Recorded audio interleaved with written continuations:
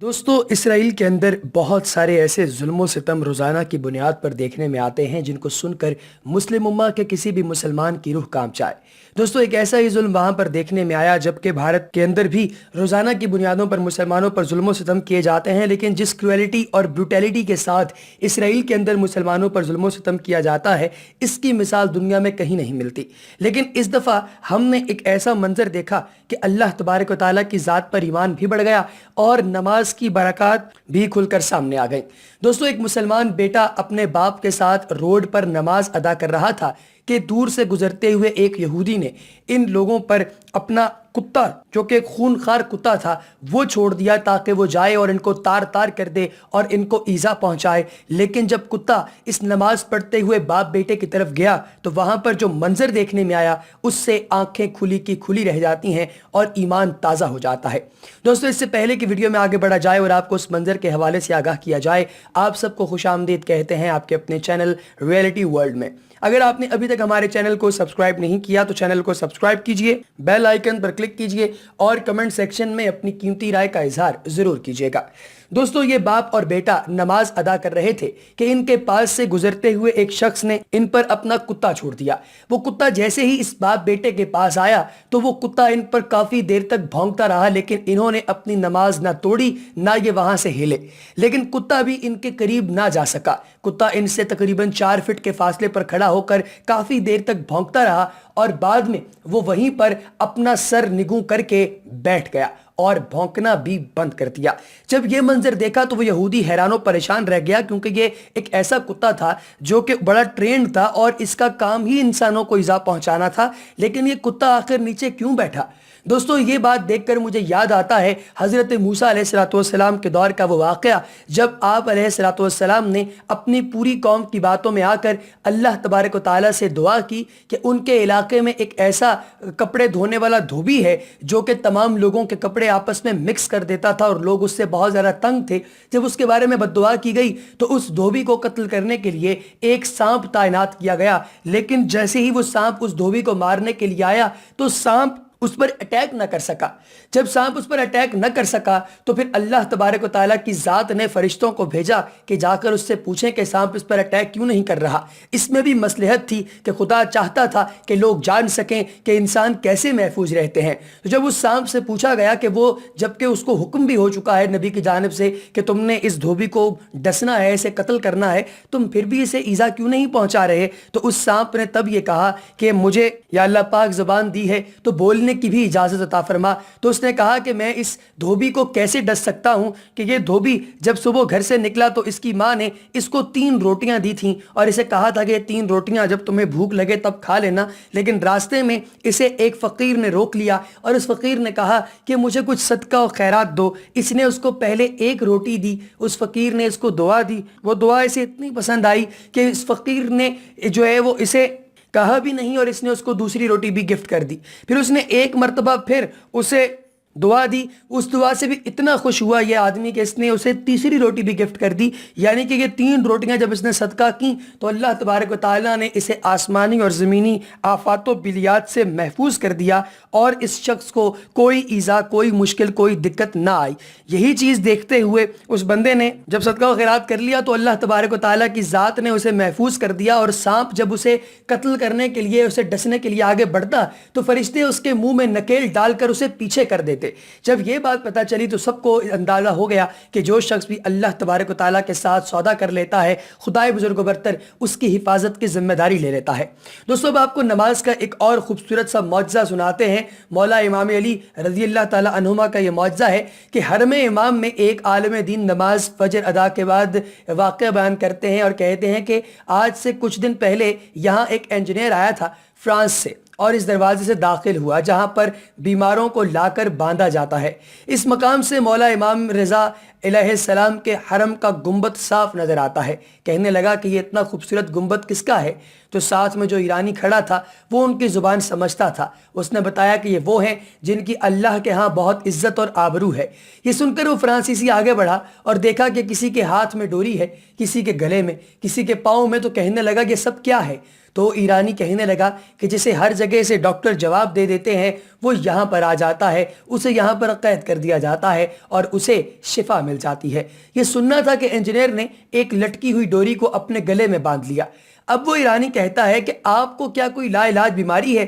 تو کہنے لگا نہیں، مجھے نہیں، بلکہ میرا ایک بیٹا ہے جو کہ بیمار ہوا تھا، اس کے بعد اس کو فالج ہو گیا۔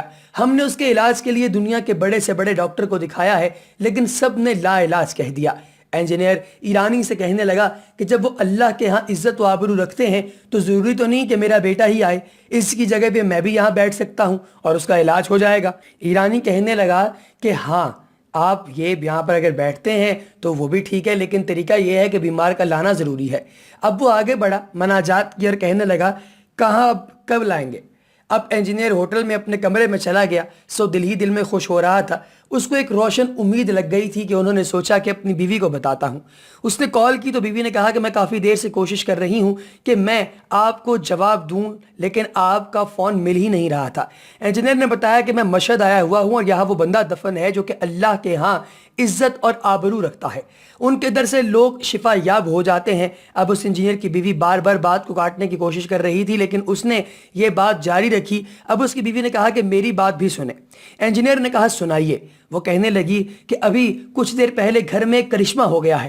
دروازے پر دستک ہوئی تو میں نے دیکھا کہ ایک مرد ہیں لیکن میں انہیں پہچان نہیں سکی کہ وہ کون ہیں۔ تو وہ کہنے لگے اے اہل خانہ، ہمیں اندر آنے کی اجازت دیں۔ ان کا روب و جلال اتنا تھا کہ میں نے انہیں آنے دیا۔ پھر وہ ہمارے بیٹے کے کمرے کی جانب بڑھنے لگے۔ میں فوراً پیچھے گئی تو دیکھا کہ انہوں نے ہمارے بیمار بیٹے کو دونوں بازوؤں سے پکڑ کر کھڑا کر دیا اور وہ بالکل ٹھیک ہو گیا۔ یہ دیکھ کر مجھ پر سکتہ طاری ہو گیا اور دیکھا کہ وہ جانے لگے ہیں۔ تو میں نے ان سے پوچھا کہ آپ نے ہم پر اتنا بڑا احسان کیا ہے، آپ کون ہیں اور کہاں سے آئے ہیں؟ تو انہوں نے اتنا ہی بتایا کہ میرا نام رضا ہے اور میں مشہد سے آیا ہوں، اور وہ یہ کہہ کر چلے گئے۔ اللہم صلی علی سیدنا و مولانا محمد وعلی آل محمد واجل فرجہم۔ دوستو، معجزہ معراج میں اگر ہم غور کریں تو پتہ چلتا ہے کہ نبی پاک علیہ السلام معراج شریف سے جو معجزات لے کر آئے ان میں ایک بہت بڑا معجزہ نماز کا معجزہ بھی تھا۔ دوستو، معجزہ قدرت الہی کا کرشمہ ہوتا ہے، جبکہ خاتم النبیین محمد مصطفیٰ صلی اللہ علیہ وآلہ وسلم کے ذات اقدس جامع المعجزات ہے۔ پہلے انبیاء علیہ السلام کو جو معجزے عطا کیے گئے وہ سب آپ علیہ السلام کے وجود مبارک میں جمع ہوئے۔ آپ علیہ السلام کے معجزات میں سے کئی جمادات، نباتات اور حیوانات سے متعلق ہیں۔ کنکریاں آپ کے ہاتھ میں تسبیح کرتی ہیں، شجر و حجر آپ پر سلام بھیجتے اور سجدہ کرتے ہیں، ہرنیاں آپ کو ضامن تسلیم کرتی ہیں، اونٹ آپ سے افسانہ غم بیان کرتے ہیں۔ احادیث و سیرت مبارکہ کی کتب میں ایسے متعدد خوش نصیب درختوں کا ذکر ملتا ہے جنہوں نے آپ علیہ السلام کی تعظیم و تکریم کی اور مقام نبوت کو پہچانا۔ کئی درخت آپ کی پکار پر زمین کو چیرتے ہوئے دربار رسالت میں حاضر ہوئے اور اقرار نبوت کی سعادت حاصل کی۔ تمام انبیاء علیہ السلام کو اللہ تعالیٰ نے عملی معجزات عطا فرمائے، لیکن سرور کائنات صلی اللہ علیہ وآلہ وسلم کو ہزاروں کی تعداد میں عملی معجزوں کے ساتھ ساتھ ہمیشہ زندہ اور باقی رہنے والا علمی معجزہ یعنی قرآن پاک بھی عطا فرمایا، جبکہ سفر معراج نبی کریم صلی اللہ علیہ وآلہ وسلم کی حیات مبارکہ کا نہایت عظیم الشان واقعہ اور محیر العقول معجزہ ہے۔ معراج کے لغوی معنی انتہائی عروج کے ہیں۔ دنیا میں جتنے انبیاء تشریف لائے ان کی شان اور مرتبے کے مطابق ان کی معراج ہوئی۔ کسی کو معراج آتش نمرود میں ہوئی، کسی کو کنویں میں، کسی کو مچھلی کے پیٹ میں، کسی کو ہوائی تخت پر، کسی کو کوہ طور پر، اور سرور کائنات محمد مصطفیٰ صلی اللہ علیہ وآلہ وسلم کی معراج عرش عظیم پر ہوئی۔ اللہ نے اپنے حبیب رحمت دو عالم صلی اللہ علیہ وآلہ وسلم کو اپنے پاس عرش معلیٰ پر بلایا اور وہاں پر بلا کر آپ کے ظاہر و باطن کو آب زمزم سے پاک صاف کر کے حکمت و ایمان عطا فرمایا اور اپنے قرب خاص اور خصوصی انعامات سے نوازا۔ انبیاء کرام علیہ السلام سے ملاقاتیں کروائیں، جنت و جہنم کا مشاہدہ کروایا اور نیکوں کے اجر اور ثواب اور بروں کے انجام اور عذاب کا نظارہ کروایا۔ جہاں نبی پاک علیہ الصلوۃ والسلام کی امت کو قیامت تک اپنے معبود اور خالق سے رابطہ کرنے اور اپنے مالک سے راز و نیاز کرنے کا سلیقہ بخشا گیا اور فرضیت نماز کا عظیم الشان تحفہ دیا گیا، اسی طرح صرف نماز ہی دین اسلام کا ایک ایسا عظیم رکن ہے جس کی فرضیت کا اعلان زمین پر نہیں بلکہ ساتوں آسمانوں کے اوپر بلند و اعلیٰ مقام پر معراج کی رات ہوا۔ نیز اس کا حکم حضرت جبرائیل علیہ الصلوۃ والسلام کے ذریعے نبی پاک علیہ الصلوۃ والسلام تک نہیں پہنچا، بلکہ اللہ تعالیٰ نے فرضیت نماز کا تحفہ بذات خود اپنے حبیب محمد مصطفیٰ صلی اللہ علیہ وآلہ وسلم کو عطا فرمایا۔ شب معراج میں جب نبی پاک علیہ الصلوۃ والسلام اپنی امت کے لیے نماز کا تحفہ لے کر واپس آ رہے تھے تو حضرت موسیٰ علیہ السلام نے دریافت کیا کہ آپ کو کس چیز کا حکم دیا گیا ہے؟ تو تب آپ نے فرمایا کہ ہر دن میں 50 وقت کی نمازیں، لیکن آتے آتے یہ 50 نمازیں 5 رہ گئیں۔